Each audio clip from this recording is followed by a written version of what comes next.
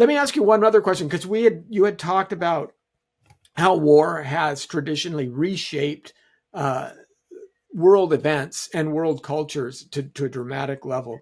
And of course, we've been in a fairly prolonged period of relative peace. There are factions and skirmishes that are going on, but they don't rock the world the way even the Hundred Years' War did. Uh, However, I would say that our last experience, that global pandemic, was something that possibly could be equally world shaping, because I have never seen so many cultures do the same thing in the same way with the same moral certainty and top down governance that I saw from 2020 to 2022. It literally took my breath away, and it made me think that this is one of those other pivot moments in world history. And what fear I have is that this idea of safetyism, that we outsource the decisions of our better selves for just this kind of generic safety kind of existence, has such a grip on us now that we've lost quite a bit of what animates us as a nation generally, or as nations particularly. So could you comment on that? Oh, absolutely. You're right. It was a watershed moment.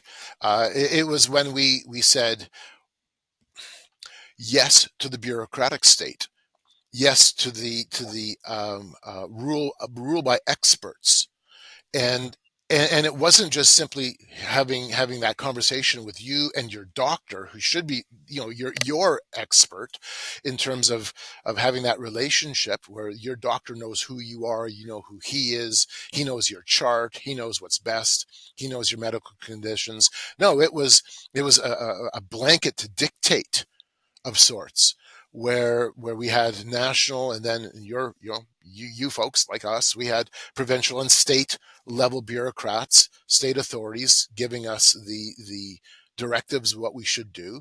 And it was like this around the world. And you saw nation after nation really following the recommendations of Neil Ferguson out of the UK, working with the World Health Organization, but Neil Ferguson specifically, because he really set a lot of the numbers in play as a statistician, saying, hey, if you do lockdowns, if you do all this, you're going to bring down your death levels to a certain point. But if you don't, your death levels are going to be elevated, and it's going to be out of control, and we're going to have a worldwide catastrophe of an even greater magnitude. It's going to be like super catastrophic. And Ferguson's methodology and his statistic work has in the past been questioned. It's actually failed on a number of fronts, but we bought it. People are We right. bought it, and That's we right. all absorbed it, and it became a global policy. I didn't absorb it. Well, here's something else. I tried everything. Here's something else that I've been thinking about, Francisco. and I've not seen anybody talk about this.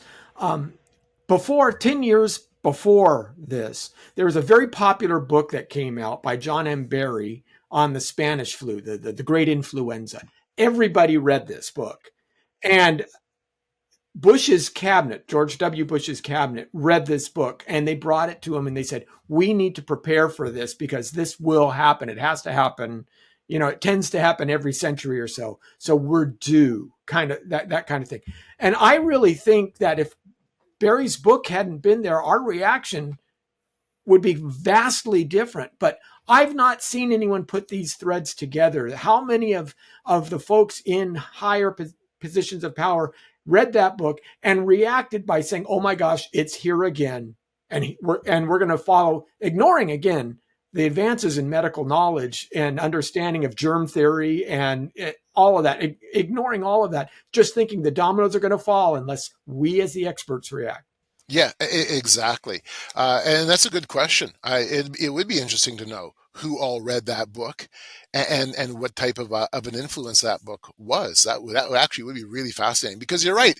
It was a very, very well read book for the time. And interesting parallels. Yeah, I know Bush's cabinet specifically Yeah. read it and said we need to prepare for it. I know that's true. Fascinating. That is fascinating. I want to make a point off of this and then segue into one other another important question I have for you, Carl.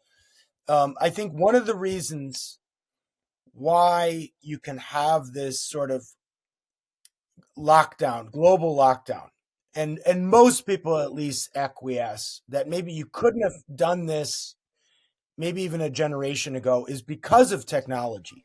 Right. Right? Because most of us, at least in the West, we can sit and we can have Zoom conversations if we need to talk to somebody. We have video games we can play. We got the weapons of mass distraction, as Os Guinness, I think, coined the term, where, I mean, 30 or 40 years ago, if you had been locked up in your house, you literally would have gone crazy because you didn't have those kinds of things to sort of entertain you, keep your mind somewhat engaged. I mean, maybe people would have read more books and listened to more classical music, and that would be a better thing to do. But we have so many more means, but the means of communication, not just talking to somebody on telephone, but actually seeing them, I think gave us a sense of, oh, I don't need to go outside because we're getting more tech. We're getting more tech, addicted anyways. Right. Right. And Certainly dependent. we're so dependent. Me too. I mean, I'm guilty as charged, like I can sit in front of this darn computer. We're doing it right now. So what's the difference if I'm locked down or not? I'm already sitting at home 10, 12 hours a day on my computer, surfing the net, looking at YouTube videos. Maybe I'm doing productive things like writing an article or reading an ebook. But